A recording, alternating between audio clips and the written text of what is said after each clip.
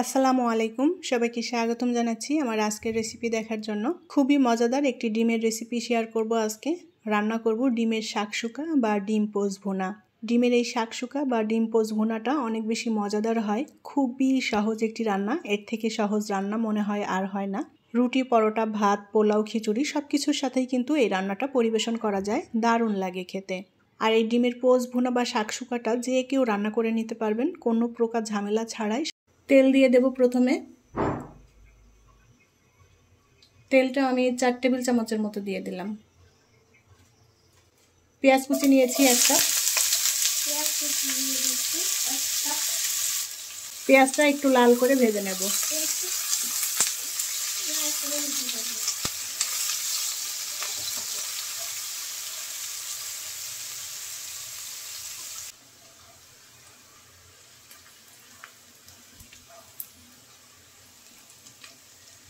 পেঁয়াজটা আমি লাল লাল করে ভেজে নিয়েছি।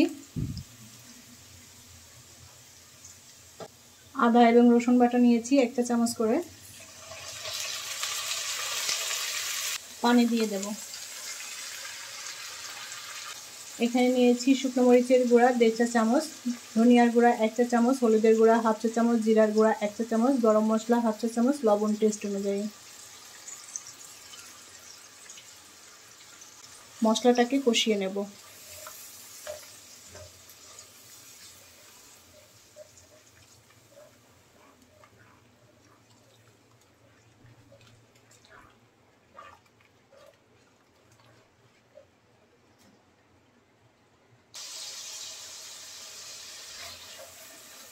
মশলাটাকে খুব ভালো করে কষিয়ে নিতে হবে।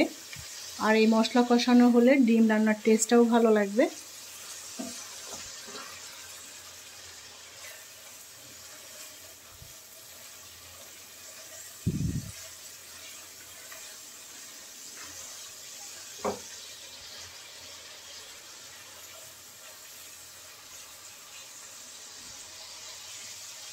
অল্প আঁচে আমি বেশ খানিকটা সময় নিয়ে মশলাটা ভালো করে কষিয়ে নিয়েছি। পানি দিয়ে দেব।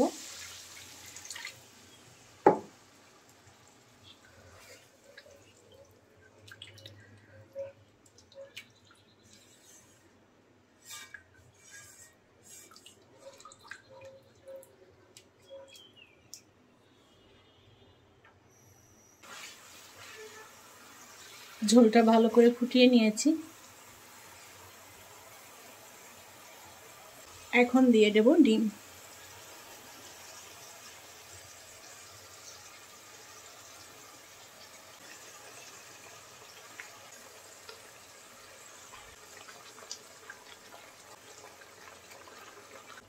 আমি এখানে টোটাল 6টা ডিম দিয়ে দিলাম।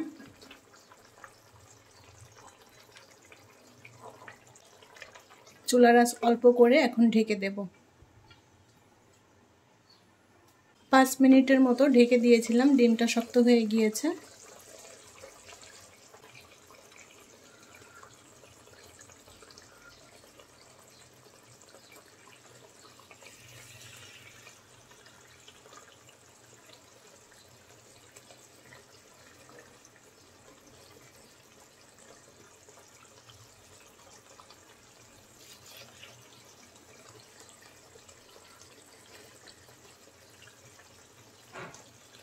ডিমটা একটু উল্টে দেব।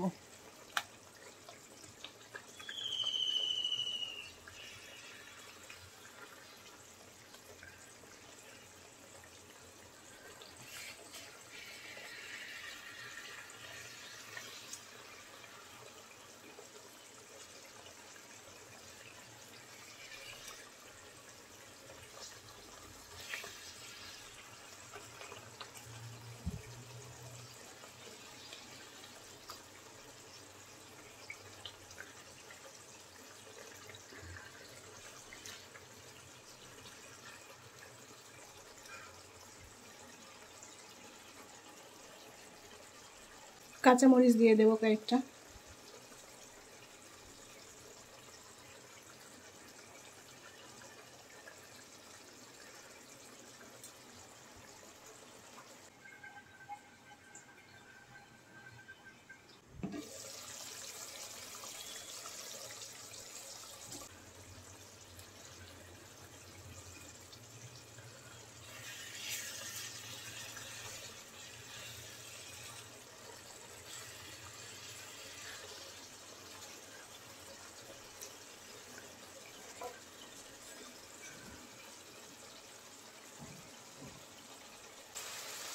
ডিম রান্না হয়ে গিয়েছে আর ঝোলটাও আমি এরকম মাখো মাখো করে নিয়েছি।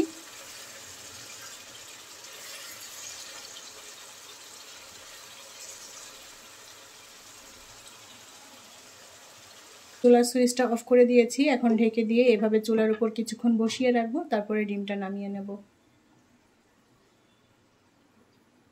তৈরি হয়ে গেল ডিমের শাকসুকা বা ডিম পোচ ভুনা। রুটি, পরোটা, ভাত, পোলাও, খিচুড়ি সব কিছুর সাথেই দারুণ লাগবে। আশা করছি ভালো লেগেছে আজকের এই ডিম রান্না। আমার রেসিপিগুলো যদি আপনাদের কাছে ভালো লেগে থাকে লাইক, কমেন্ট এবং শেয়ার করবেন। আর চ্যানেলটি সাবস্ক্রাইব করার অনুরোধ রইল। ভালো থাকবেন সবাই। আজকের মতো বিদায় নিচ্ছি। আল্লাহ হাফেজ।